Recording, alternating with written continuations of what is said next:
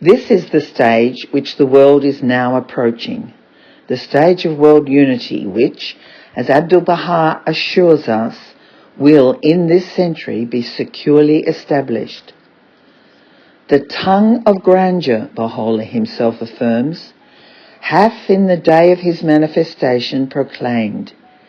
it is not his to boast who loveth his country, but it is his who loveth the world. Through the power, he adds, released by these exalted words, he hath lent a fresh impulse and set a new direction to the birds of men's hearts, and hath obliterated every trace of restriction and limitation from God's holy book. A word of warning should, however, be uttered in this connection.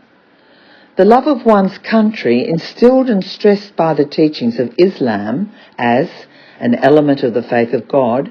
has not, through this declaration, this clarion call of Baha'u'llah, been either condemned or disparaged. It should not, indeed it cannot, be construed as a repudiation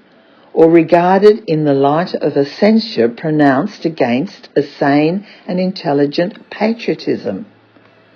Nor does it seek to undermine the allegiance and loyalty of any individual to his country. Nor does it conflict with the legitimate aspirations, rights and duties of any individual state or nation. All it does imply and proclaim is the insufficiency of patriotism in view of the fundamental changes effected in the economic life of society and the interdependence of nations, and as the consequence of the contraction of the world through the revolution in the means of transportation and communication, conditions that did not and could not exist either in the days of Jesus Christ or of Muhammad. It calls for a wider loyalty, which should not, and indeed does not, conflict with lesser loyalties. It instills a love which, in view of its scope, must include and not exclude the love of one's own country. It lays, through this loyalty which it inspires and this love which it infuses,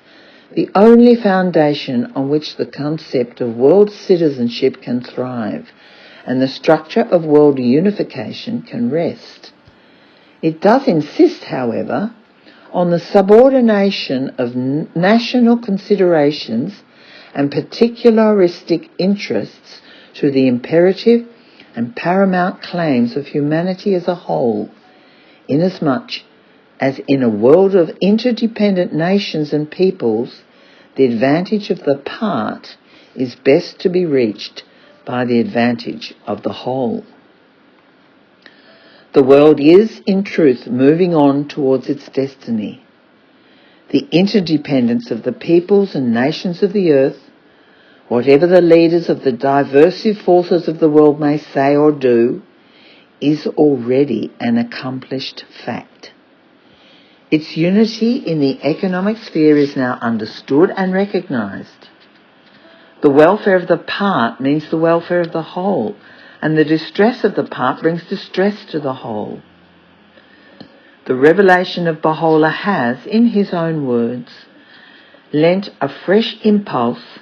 and set a new direction to this vast process now operating in the world. The fires lit by this great ordeal are the consequences of men's failure to recognise it. They are, moreover, hastening its consummation. Adversity, prolonged, worldwide, afflictive, allied to chaos and universal destruction, must needs convulse the nations, stir the conscience of the world,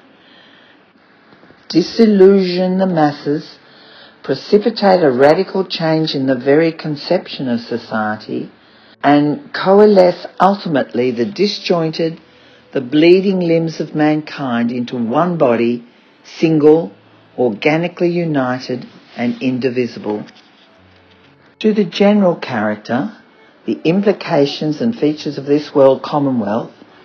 destined to emerge sooner or later out of the carnage, agony and havoc of this great world convulsion,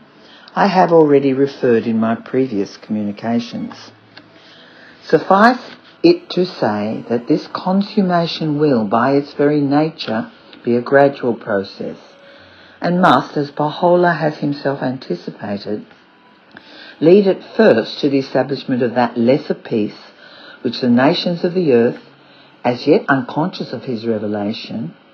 and yet unwittingly enforcing the general principles which he has enunciated, will themselves establish. This momentous and historic step, involving the reconstruction of mankind, as the result of the universal recognition of its oneness and wholeness, will bring in its wake the spiritualization of the masses, consequent to the recognition of the character and the acknowledgement of the claims of the faith of Baha'u'llah, the essential condition to that ultimate fusion of all races, creeds, classes and nations, which must signalise the emergence of his new world order. Then will the coming of age of the entire human race be proclaimed and celebrated by all the peoples and nations of the earth. Then will the banner of the most great peace be hoisted. Then will the worldwide sovereignty of Baha'u'llah, the establisher of the kingdom of the Father, foretold by the Son, and anticipated by the prophets of God before him and after him, be recognised, acclaimed and firmly established. Then will a world civilization be born, flourish and perpetrate itself, a civilization with a fullness of life such as the world has never seen nor can as yet conceive. Then will the everlasting covenant be fulfilled in its completeness.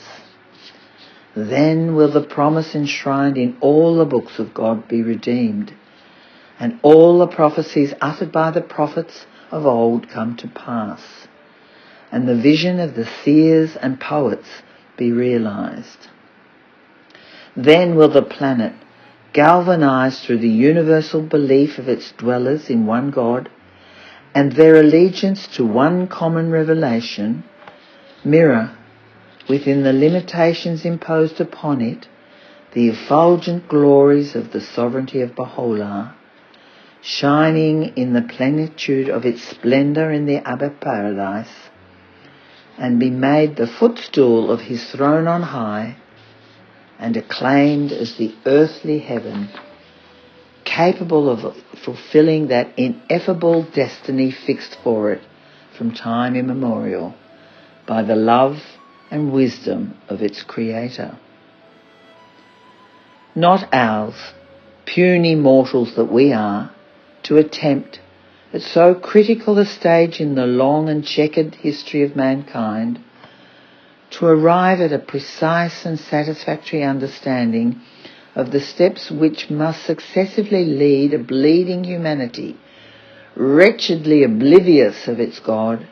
and careless of Baha'u'llah, from its Calvary to its ultimate resurrection.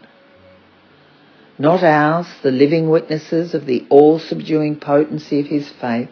to question for a moment, and however dark the misery that enshrouds the world, the ability of Baha'u'llah to forge, with the hammer of his will, and through the fire of tribulation, upon the anvil of this travailing age, and in the particular shape his mind has envisaged, these scattered and mutually destructive fragments, into which a perverse world has fallen, into one single unit, solid and indivisible, able to execute his design for the children of men. Ours rather the duty, however confused the scene, however dismal the present outlook, however circumscribed the resources we dispose of, to labour serenely, confidently and unremittingly to lend our share of assistance in whatever way circumstances may enable us to the operation of the forces which, as marshalled and directed by Baha'u'llah, are leading humanity out of the valley of misery and shame, the loftiest summits of power and glory.